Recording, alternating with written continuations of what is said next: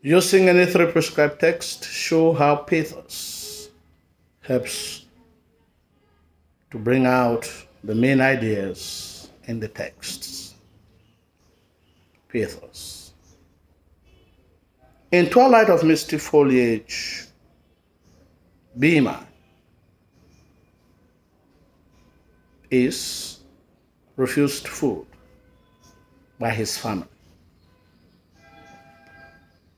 and ends up in the night to attempt to steal food from the kitchen. But the soup pours on him, leaving him disgraced. And the reason why his wife had refused to give him food is because he womanizes and spends food money on his girlfriends, but does not provide food money for the family, highlighting conflict. The Gangbo family are hidden in the cave and protected by the other villagers who have transformed themselves into bees and stationed themselves at the entrance of the cave. And Phineas' attempt to come and fish him out fails. And the people decide to teach him a lesson, and they descend on his family, killing all his animals, stinking rot beggar until he faints and is taken to the hospital. At the end of it all, Finny loses all his animals and goes back to his village empty-handed. The fact that they concentrate more on Rodberger for having impregnated their daughter highlights revenge. And the fact that the punishment is handed down to Finny in this manner highlights ingratitude.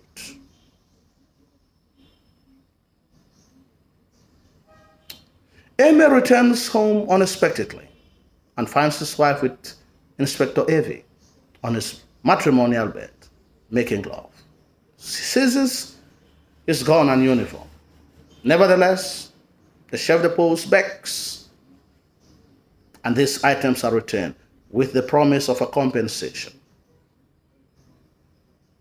When he's invited to the police station to come and take his compensation, he is arrested, accused of violence on a uniform officer, and imprisoned, highlighting corruption.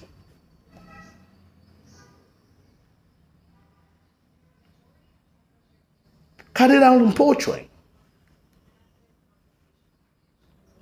receives some young men at the bishop's house who claim to be some businessmen and don't really have where to stay. And he gives them a place to sleep. At the same time, he gives them food and they have a nice time before they go to bed. Nevertheless, it is the same young men who abduct him, subject him to gruesome pain, leave him for dead, but nevertheless hinting who might have commanded the act. Luckily, he survives, highlighting evil in the society, hypocrisy, and hospitality, respectively.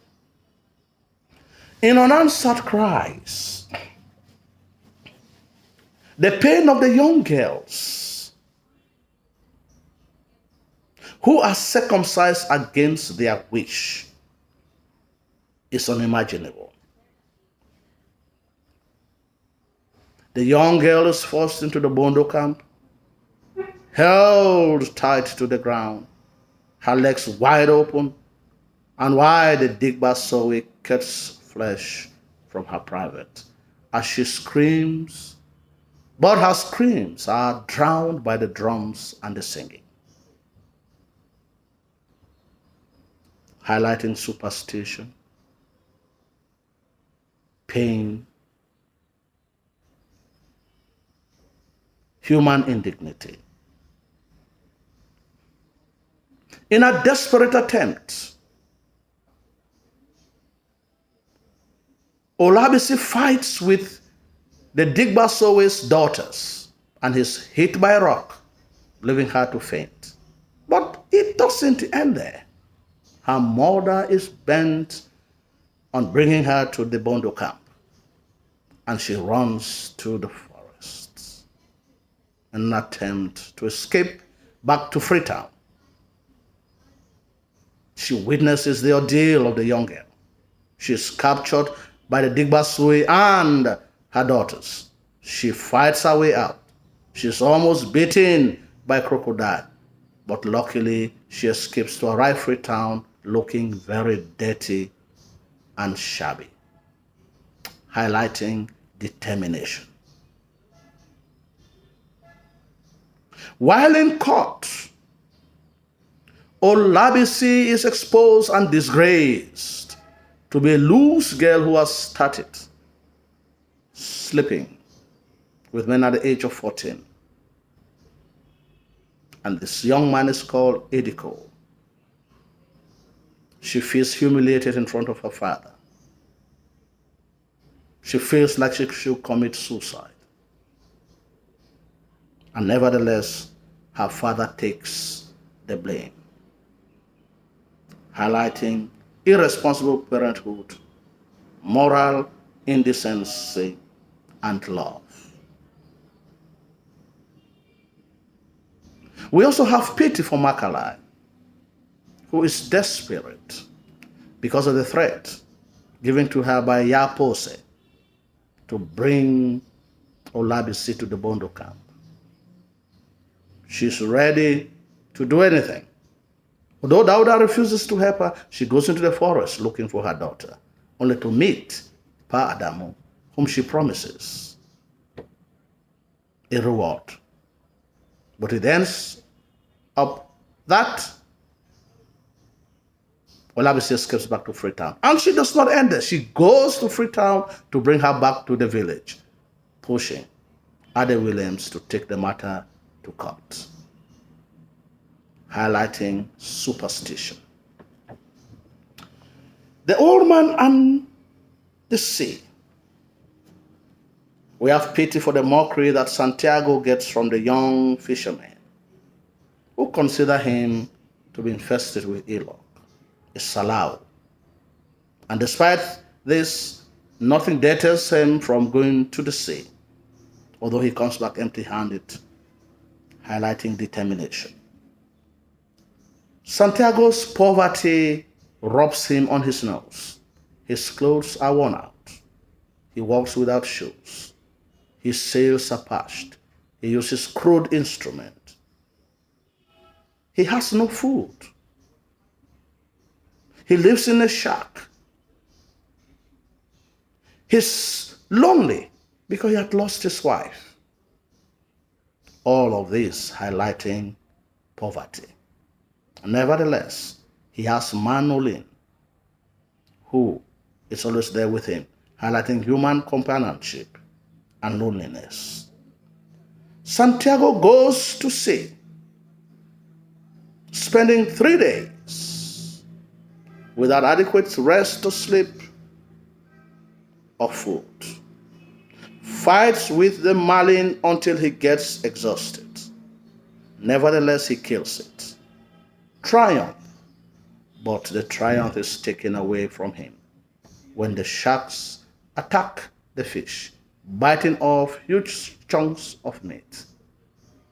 For him to come back home, despite his attempt to wake them off, he only arrives home or shore with the skeleton, looking exhausted, falling many times before he arrives home, sleeping on his bed, face down, exhausted, highlighting success in failure. Nevertheless, Manolin comforts him, goes and looks food for him, tells the other fishermen not to bother him because he wants to rest, highlighting genuine love. And at the end, Manolin decides to return and fish with the old man because he has confidence in his capability of fishing. In the swamp dwellers, there is general poverty in the village, pushing young people to flee the village to the city where they think they can make something out of their lives. Unfortunately, not all who go there succeed. The negligence of Awuchike, who has made so much money and is a timber merchant, yet no word has been heard about him. He does not even send money for his family to be taken care of. Despite that, Alu continues to mourn that her son is dead, highlighting ingratitude, neglect. We also have Igwezu's misadventure in the city. He goes out with high hopes that he will make it. It's his brother. But things turn sour. His brother uses his money to seduce the seller and takes her away from him, highlighting materialism and infidelity. He also uses his farm as collateral for money he borrows, which he loses it, leading him to become frustrated. And the worst of all is that he comes back home to meet his crops completely in the mud, destroyed by the flood, highlighting misery. And this explains the reason why he attacks the Kadiye verbally with searching questions to expose his hypocrisy, and which pushes him to leave the village, leaving the beggar behind to take care of things. Lastly, the drought in the north is pathetic. There is no rain. And when there is a bit of rain and the people decide to earn a livelihood by working on the land, the crops sprout. There is greenness and there is joy in the hearts of the people. But this is cut short by locusts that invades the land, eating away all the crops and leaving the people empty-handed. And some of the people have no choice but to run back to the village, to the towns as beggars. But the blind beggar decides to follow the stream where he wishes to settle, where there is water, and earns a decent living by working on the land, highlighting hard work and climatic hazards.